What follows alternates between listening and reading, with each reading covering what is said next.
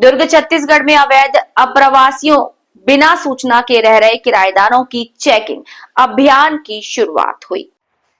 थाना छावनी की शारदापारा खुर्री पार के केएलसी और जोन 3 में किराए से निवास करने वाले व्यक्तियों और बिना सूचना के रह रहे अवैध अप्रवासियों की जांच की गई। शारदापारा छावनी में सत्य प्रकाश तिवारी नगर पुलिस अधीक्षक भिलाई नगर के नेतृत्व में लगभग 200 व्यक्तियों की इनके आधार कार्ड और अन्य दस्तावेजों की जांच हुई, जिसमें पश्चिम बंगाल, किशनगंज, बिहार, झारखंड से आकर लोग किराए का मकान लेकर रह न पाए गए।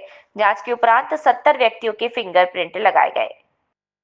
केएलसी खुर्सीपार में श्री हरीश पाटिल नगर पुलिस अधीक्षक छावनी और जोन 3 खुर्सीपार में श्री हेम प्रकाश नायक उप अधीक्षक के नेतृत्व में 389 नागरिकों की इनके आधार पर कार्ड और अन्य दस्तावेजों की जांच की गई। जांच के उपरांत 74 व्यक्तियों के फिंगरप्रिंट लिए गए। बाहरी आपराधिक प्रवृत्ति के लोग और अवैध अप्रवासी नागरिक जो अपनी पहचान छिपाकर किराए का मकान लेकर निवास कर रहे हैं तथा औद्योगिक इकाइयों, भिलाई इस्पात संयंत्र में ठेका श्रमिक के रूप में काम कर रहे हैं, ऐसे व्यक्तियों की पहचान हेतु इनके आधार कार्ड, राशन कार्ड, परिचय पत्र आदि चेक किए गए। क्रॉस वेरिफिकेशन किया गया। कुल 589 व्यक्तियों की जांच कर 144 व्यक्तियों के फिंगरप्रिंट लिए गए। दुर्ग पुलिस आम नागरिकों से अपील करती है कि उनके यहाँ जो भी किराएदार निवास कर रहे हैं, किराएदार फार्म नजदीकी थाना चौकी से प्राप्त कर किराएदार का पूर्ण विवरण मय दस्तावेजों, आधार कार्ड, वोटर आईडी, पहचान पत्र, राशन कार्ड के साथ संबंधित थाना चौकी में अनिवार्य रूप से जमा करें। जानकारी नहीं दिए जाने की स्थिति में और किराएदार की किसी भी मामले में संलिप्तता पाए जाने पर किराएदार के साथ साथ मकान मालिक के विरुद्ध विधि सम्मत कार्यवाही की जाएगी। गई थी।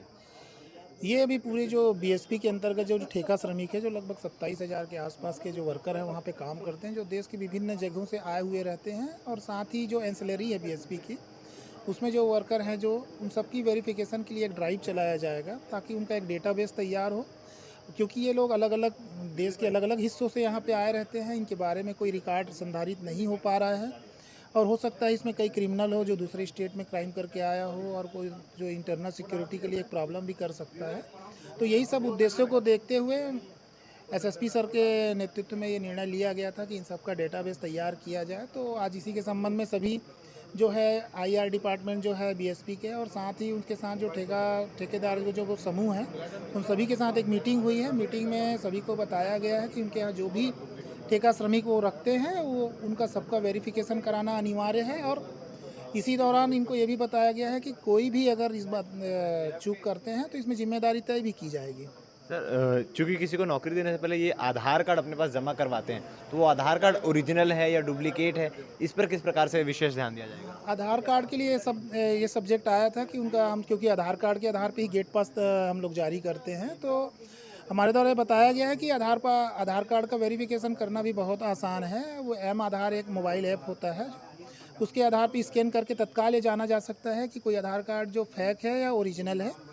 उसके आधार पे हम वेरीफाई तत्काल कर सकते हैं। और दूसरा वेरिफिकेशन का तरीका संबंधित जो इंस्टीट्यूट में हम उनका पूरा डिटेल भेजेंगे, उसके बाद वो दूसरे तरीके से भी वेरीफाई उसको किया जा सकता है। सर, क्या ये ड्राइव जो है कुछ समय ही चलेगा या फिर लॉन्ग टर्म प्रोसेस है, निरंतर चलता रहेगा इस प्रकार का? ये अभी शुरुआत में क्योंकि डेटाबेस तैयार करना है तो अभी शुरुआती दौर में पूरे लोगों का भी किया जाएगा। उसके बाद जो भी चेंज होते हैं, नए मजदूर आते हैं, तो उनका अलग से उनके लिए एक व्यवस्था बनाई जा रही है। वो जो भट्टी थाने में उनके लिए अलग से एक काउंटर रहेगा। जैसे ही उन लोग नए चेंज होते हैं सफल होंगे हाँ रिसफल होंगे, उसके आधार पे फिर उनका डेटाबेस वहाँ से तैयार किया जाएगा। सर, काफ़ी महीनों से दुर्ग पुलिस प्रकार के अभियान चला रही है, जो अलग अलग बस्तियों में जाके सबके वेरिफिकेशंस किए जा रहे हैं, तो क्या ये उसी का आगे का चरण है जो अब कंपनियों में, फैक्ट्रियों में भी इस प्रकार के प्रोसेस चलाए जाएंगे? आप कह सकते हैं इस चीज़ को कि ये उससे आगे का एक चरण और है कि हम अब इंस्टीट्यूट की ओर जा रहे हैं।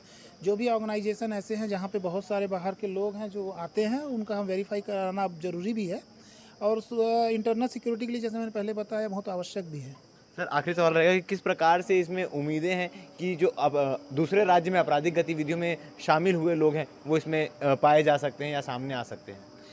क्योंकि हम लोग डेटाबेस में फिंगरप्रिंट लिया जाएगा। फिंगरप्रिंट करके हम अपने पास से उसका फिंगरप्रिंट को सेव करेंगे। सेव करके फिर जो भी ऑनलाइन हमारा जो पोर्टल है जिसमें कि हम वेरीफाई करते हैं कि अपराधियों के जो फिंगरप्रिंट को मिलाया जाता है, अगर ऐसा कुछ होगा तो उसमें हमारे पास एक डेटा आ जाएगा सामने में कि उसका कहीं पे क्या अपराध है और उसके ऊपर क्या कार्रवाई हुई है।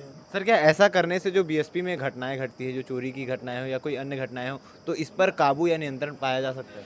ये हमारे पास एक अच्छा टूल होगा। जब हमारे पास डेटाबेस एक तैयार हो जाएगा, तो जब भी चोरियां होंगी या कोई घटनाक्रम होगा, तो हमारे पास एक ऐसा एक डेटाबेस तैयार रहेगा कि उसको तुरंत अब मैच करेंगे। मैच करने से हमको ये पता चल जाएगा कि कहीं उसमें इन्वॉल्व लोकल जो वहाँ काम करने वाले हैं या बाहर के लोग हैं। हमारे साथ तो कुछ कॉन्ट्रैक्टर्स भी हैं, उनसे भी बातचीत करेंगे इस पूरी मीटिंग्स में क्या कुछ चीज़ें आई हैं और क्या कुछ सजेशन इनके द्वारा दिए गए। सर, भिलाई स्टील प्लांट को लेकर एक विशेष मीटिंग बुलाई गई थी, क्या कुछ चीज़ें इस मीटिंग में तय हुई?